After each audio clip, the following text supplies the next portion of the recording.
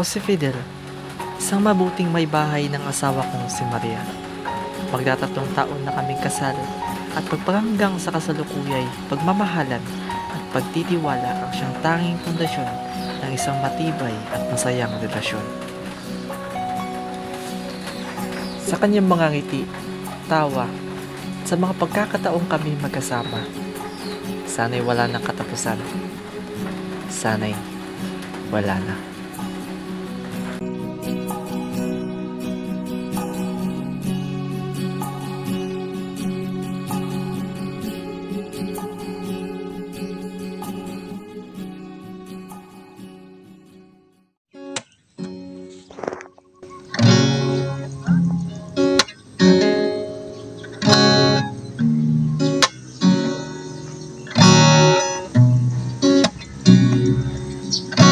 Hawakan mo ang kamay ko nang napakahigpit.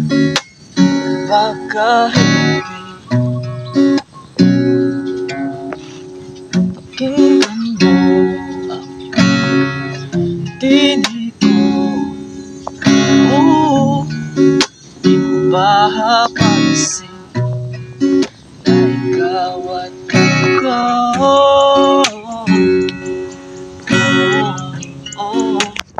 tayo'y pinagtagpo.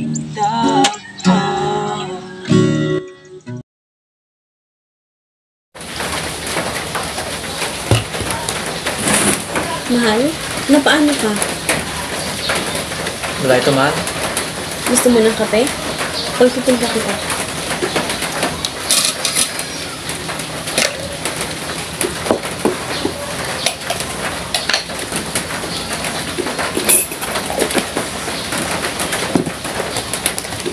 Mahal, Ano iyon? pagawin mo na akong pakinggan. Ito mabibigla ah. Oo.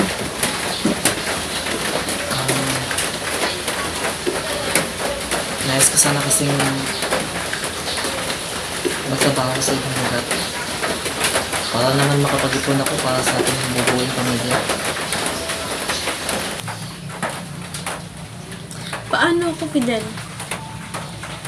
Hindi ko kayang wala ka. Mas gugustuhin ko pang kumain ng isang beses sa isang araw makasama ka lang.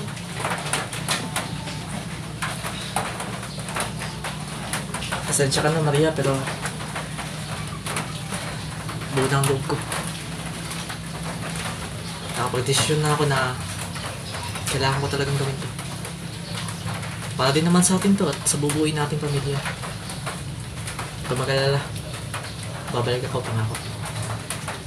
Tandaan mo. Ikaw lang ang mamahalin to.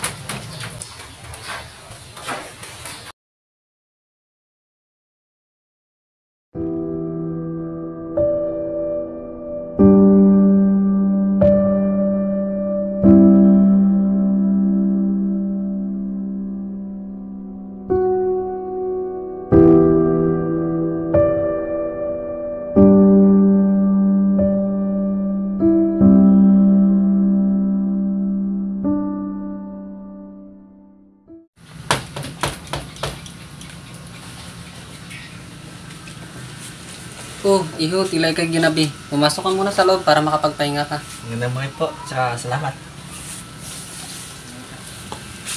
Upo ka muna. Saglit lang iyo, kukuha mo na ako ng pagkain at maiinom mo sapagkat batid kong malayo ang iyong nilakbay. Sige po.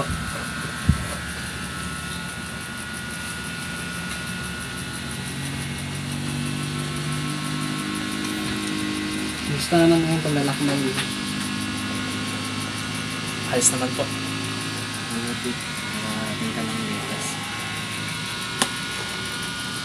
Kumain ka ng marami iho upang manumbalik ang iyong kalakasan. Maraming salamat po talaga. May busilak ng inyong puso. Walang anuman. Ano man Iho. Dito muna kayo. May gagawin lang ako. Kain po. Sige, kumain ko yun.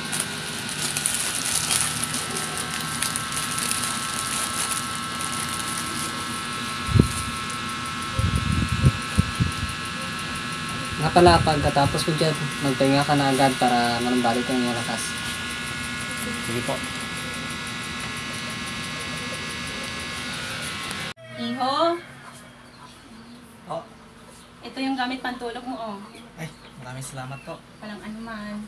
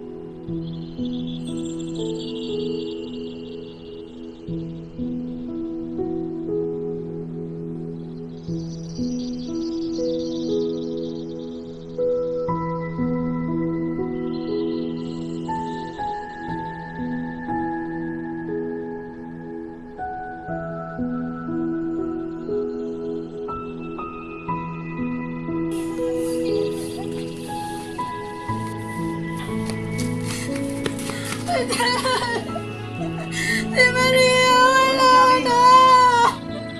Ang ibig mong sabihin? Wala na siya! Maria? Maria? Maria, nangyari sa'yo, Maria?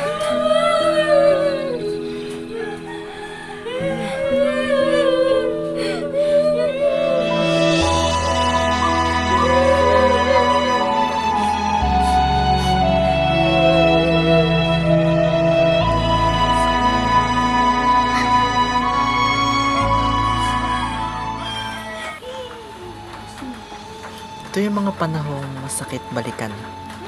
Sa iyong pagbabalik, ang puso'y labis na nagdaramdam. Kagalakay na pawi ng matinding kalungkutan at bigatin. Paalam, mahal. Ang iyong paglisan ay hindi pagtatapos ng ating kwento, kundi panibagong simula ng pagmamahal sa ating mga alaala.